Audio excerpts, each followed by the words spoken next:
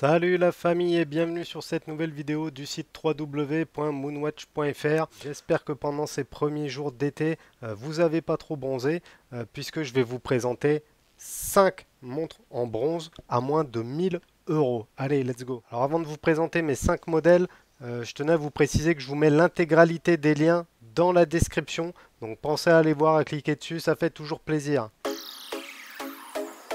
Alors je commence cette sélection des montres en bronze à moins de 1000 euros avec une marque qui est très peu connue. Il s'agit de la marque Aquatico qui propose une montre de type Big Pilot en 43 mm, montre évidemment en bronze. De très loin ça peut faire penser à une UWC. Par contre je trouve que l'utilisation du calibre est intelligent parce qu'on se retrouve avec un compteur déporté, affichage 24 heures entre 10 h et 11 h et ça c'est assez rare pour être souligné.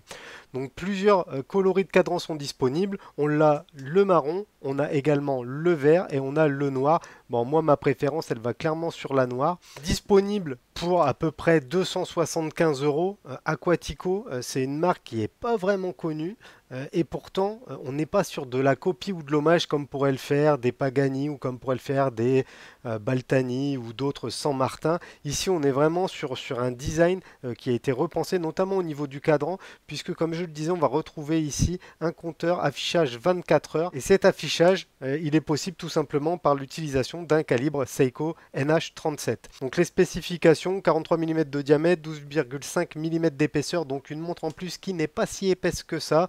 43 mm c'est correct puisque la IWC elle fait 46 donc beaucoup plus grosse et sinon le calibre c'est un calibre Seiko. Évidemment le verre c'est un verre saphir ce qui permet d'éviter les rayures. Donc encore une fois 275 euros, c'est ma première montre en bronze de cette sélection et franchement je la trouve très réussie. J'aime beaucoup ce petit cadran déporté, j'aime beaucoup aussi le grainage sur le cadran. N'hésitez pas à me mettre en commentaire ce que vous en pensez et est-ce que vous connaissiez cette marque Aquatico. La seconde montre de mon classement, c'est la marque Undoon qui nous la propose avec sa collection Basecamp. Basecamp bronze. Alors Undoon, pour ceux qui ne connaissent pas, c'est une marque qui fait énormément de collaborations avec Batman, avec Popeye, avec Snoopy et d'autres. Et elle s'est fait connaître en proposant des montres personnalisables à des tarifs relativement contenus. La collection Basecamp chez Undoon, c'est une montre de plongée. Il y a plusieurs modèles, je vais vous en présenter quelques-uns. Ici, on a un modèle Arabian Night sur lequel on retrouve tout simplement un mix entre des chiffres arabes et des chiffres arabes aussi finalement, donc pourquoi pas. Bon, elle est très belle, hein, franchement, j'aime beaucoup le cadran, ce cadran travaillé. Là, on est sur une édition limitée à 466 euros. C'est une des plus chères, mais il y en a d'autres. Par exemple, ici, on a une version Kyoto Ghost, donc encore une autre déclinaison de cadran. Là encore une fois, il y en a vraiment pour tout le monde. Alors ce qui est intéressant avec ce modèle Basecamp, c'est que c'est un modèle automatique qui utilise soit un NH35, soit un NH39 en fonction des différentes versions. La montre fait 40 mm de diamètre pour 15 mm d'épaisseur. Donc c'est une montre quand même assez épaisse, mais avec un diamètre contenu qui pourra convenir à une majorité de personnes. Et évidemment, le boîtier il est en bronze et c'est ça qui va nous plaire. Pourquoi? Parce que les boîtiers en bronze, ça va tout simplement patiner avec le temps. Ça va prendre du vert de gris que vous pourrez laisser ou non à votre convenance et ça c'est plutôt pas mal.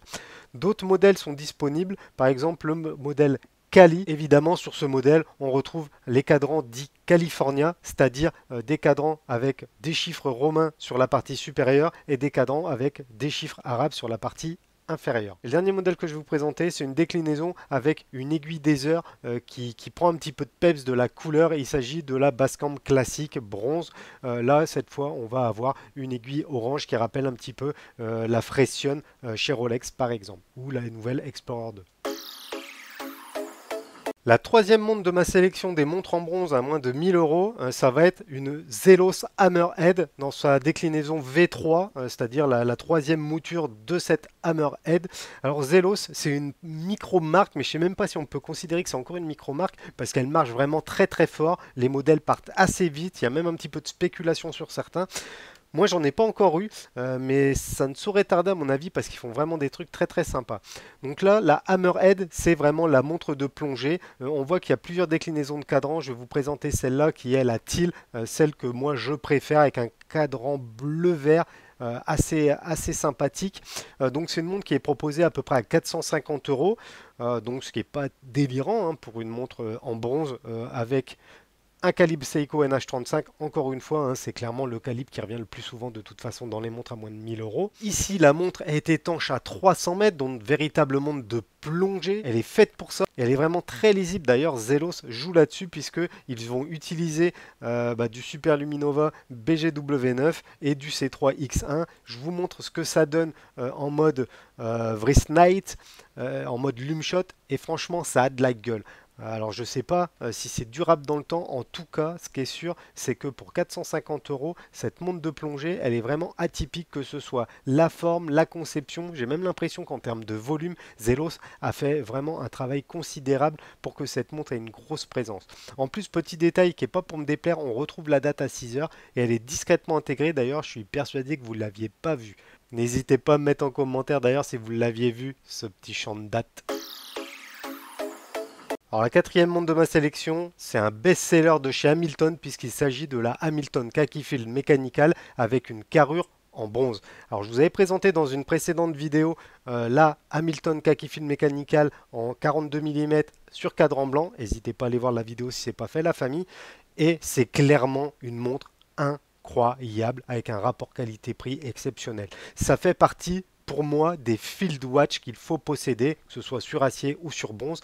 Ici, le modèle bronze est un petit peu plus cher, hein, puisqu'on est sur une montre qui va tourner à peu près à 800 euros.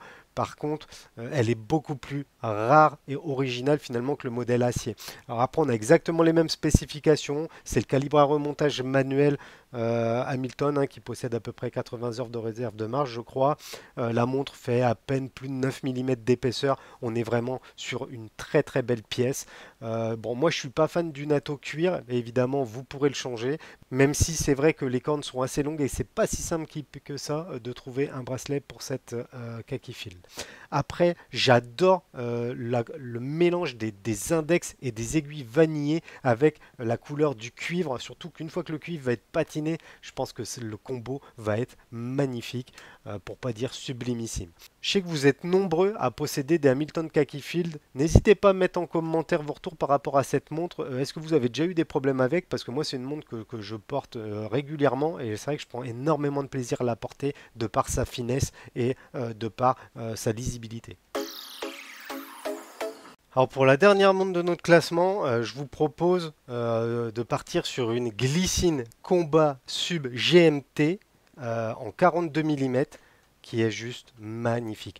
Alors il y a 2 ans, Glycine c'était ma meilleure découverte en termes de rapport qualité-prix puisque j'avais acheté une Combat Sub bronze déjà à l'époque, toute simple, hein, pour à peu près 400 euros et franchement la montre elle était incroyable. Pas de jeu, très belle présence au poignet, un prix de à peu près 400 euros. Là on est sur le modèle un petit peu plus évolué, un peu plus abouti puisque c'est la GMT Sub bronze, donc 42 mm. Et on va retrouver 2 fonctionnalités supplémentaires, la date que l'on retrouve à 3 heures ici avec un cyclope et l'aiguille GMT.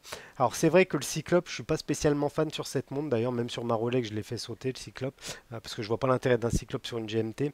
Dans tous les cas, à 845 euros, je pense que c'est une très très belle pièce, on a une belle boîte en bronze. Le calibre, c'est un calibre Sellita SW200, donc on est quand même sur un bon calibre, fiable.